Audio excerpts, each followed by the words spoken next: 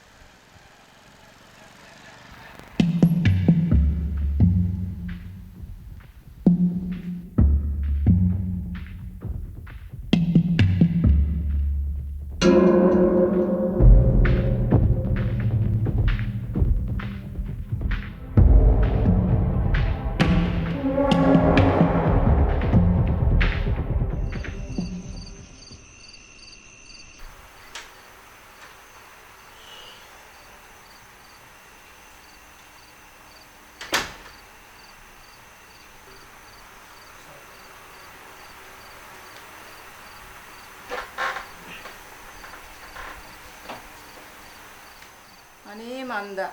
ඔයාට මොකක්ද අනේ මේ ළඟකදී ඉඳලා වෙලා තියෙන්නේ?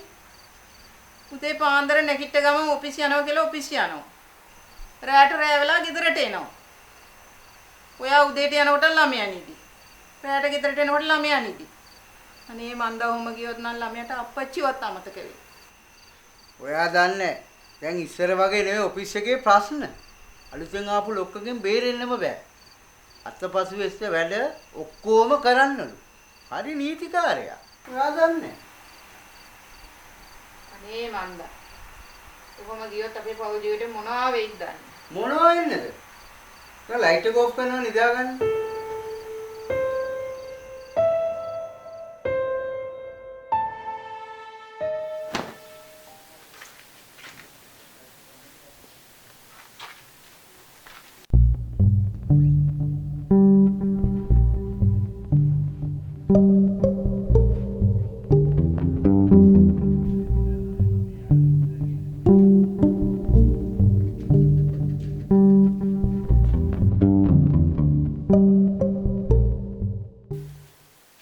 මොකද කරන්නේ?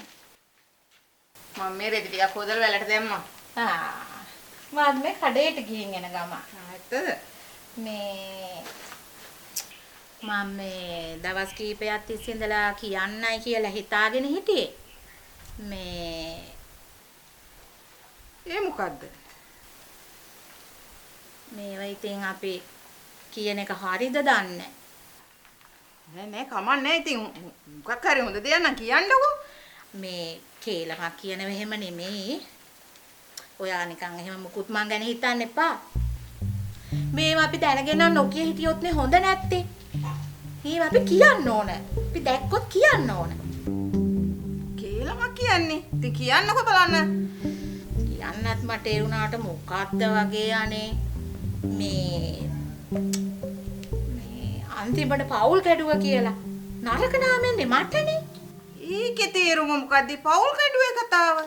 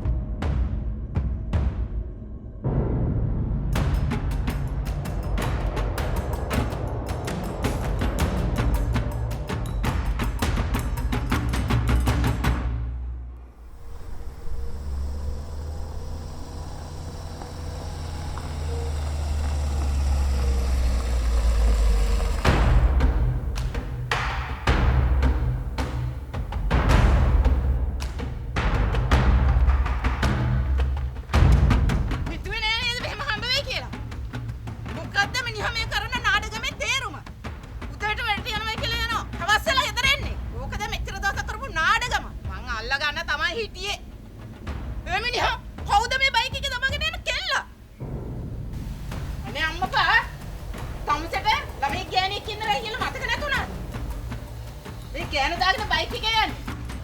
කරට්ටි. බහැපිය බයික් එකෙන් බීමට. තවත් ලැජ්ජ නැතුව ඉන්න බයික් එකට වෙලා.